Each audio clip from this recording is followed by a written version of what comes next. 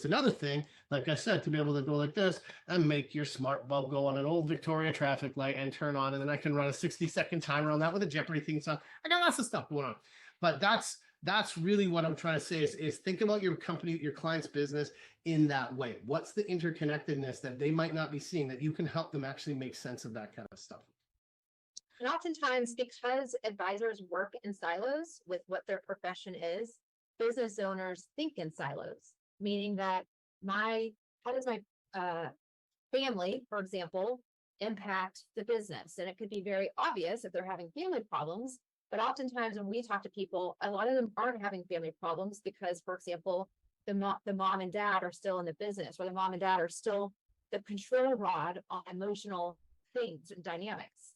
But being able to ask a question, so how is the relationship between sister and brother?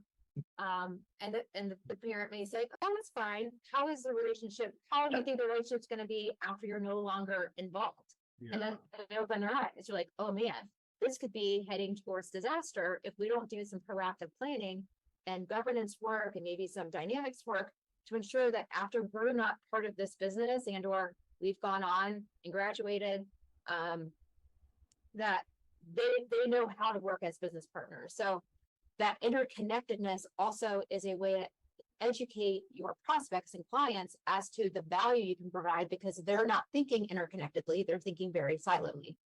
And that's a new word, silently, that will go into what's your dictionary. It's going to be, it's on the final exam, silently.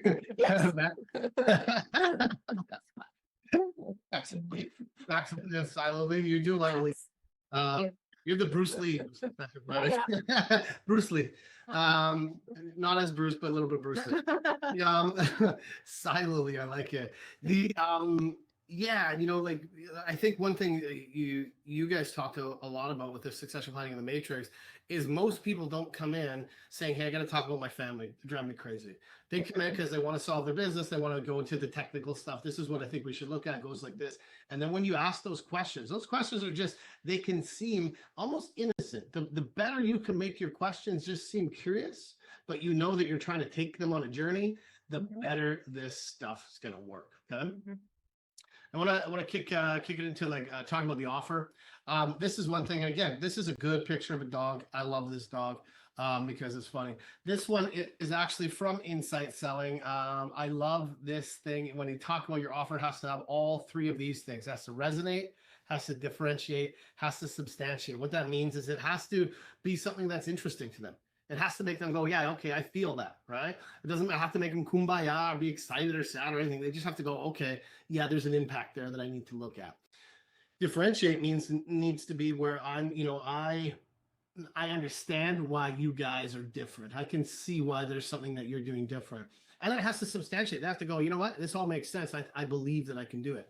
And I'll tell you, if one of those things isn't there, if it doesn't resonate, then what you're going to hear, and I want you to pay attention to this when you're talking to people, is they're going to say, man, I see how you're different, and I definitely think we can do this.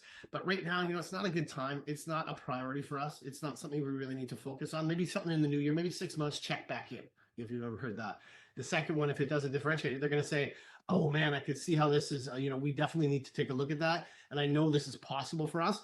And I'm going to look around because I got a couple people I'm talking to that can help us with that. That's the second one.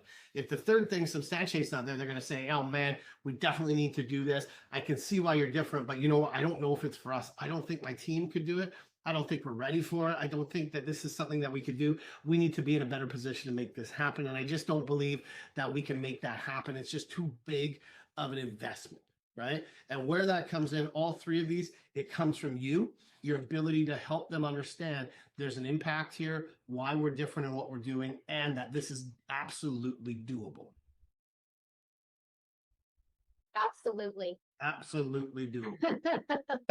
And then of course we need to, as we're looking at this, especially for the succession planning and premium offers, is we need to be able to show them a change in reality before and after, gain in magnitude, and we need to quantify that value. We need to do a really good job of saying, this is where we are now, and this is where we're trying to go, and helping them understand the change that's going to be necessary to make that happen. Plus, one of the things that we have is one of your resources in the SNAP area is the phased offer. That phased offer is really just the same as what we're doing with our fast action program. What can we do to create a quick win for you? How do we really anchor this with something that we can get done right away so that we can be in a position